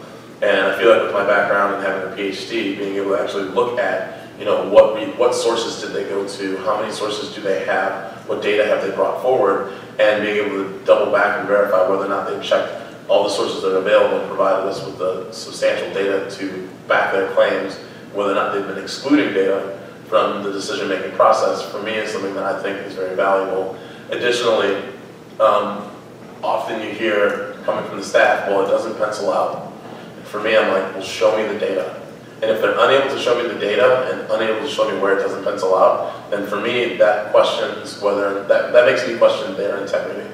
And so I'm really interested in being able to be on city council to ensure that what the staff are doing is actually legitimate versus, you know, the city council just trying to meet their agenda and not actually representing people. Yes, that brings to mind leaving out all the data that's in favor of rent control. All right, and thanks Justin and Paige. Your answer to Dave? My answer to you is I agree with the things that you are saying. And I also know that being as a city council person, we get to listen to your ideas and bring it in front of the council. We get to listen to your ideas, and then we get to see if we can make them work, because that's part of being city council. Like everyone else, we agree with you on so much. And you know, I don't like people telling me what to do with my money either. But everything else, yes. And I think being in the city council, we need to start listening to our community a little bit more. I see our city council right now not really doing that. They need to start listening to the rest of us so that we can come up with some creative ideas so that we can help out with this crisis. Because I don't know if they said that out loud actually, but it would be nice if they would acknowledge that. And if they could acknowledge that, we might be able to get some money to take care of that crisis. So I think me being in the city council would hopefully have everybody help me to help you. Because we all live here, and we all want to not worry about a roof over our head, and we all want to make enough money to live here. So I'm with you. Let's work together. Thank you, Paige, and last Greg. So, and I think it often comes down to personal stories. I was the first generation in my family to go to college. Going to graduate school was out of the question. So I got my doctorate in life. And my doctorate was 35 years working now, as I've counted it up, for 30 different cities trying to solve their problems.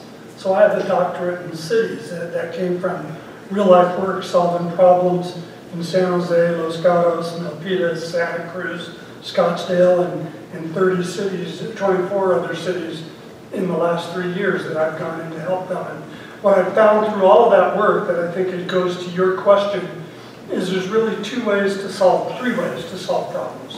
One is to go to the public and ask them. That's why I didn't like Measure M. I don't like what the council almost adopted in lieu of Measure M. And that neither one had what appeared to me to be a truly collaborative process, bringing in people to figure out what's best for the community. Both the council's proposal and M come across to me as one-sided on opposite sides. And I didn't like the process of getting there. And we can argue about M at another time. But I'm all about collaboration externally to come to ideas. The second one is going to other cities. That's what I kind of get paid to do now. So I was really intrigued with the Jackson model that was suggested earlier. It's one I hadn't heard of. I tend to be a little myopic looking what's going on in California. Let's look beyond California, see what people are doing creative, and if it works, bring those ideas here. And third, I think where you do work with the staff is to be creative and collaborative, because people there have good ideas. What appears to me to be not working in Santa Cruz is not the staff, but the council. We've had a loss of leadership on the council, with 4 council members in a row only serving 1 term. We haven't had that second term of seasoned leadership. Micah Posner served 1 term. Hillary Bryant served 1 term. Pamela Comstock served 1 term. And now Cynthia Chase is serving 1 term. We need a little more seasoned leadership up there who knows how to manage staff. And basically my rubric's going to be, if a person in the public comes to me and complains about a staff person, my first question is, where is the council screwed up? Because if the council's not setting the direction or making sure the policies are being followed, that's not staff's problem.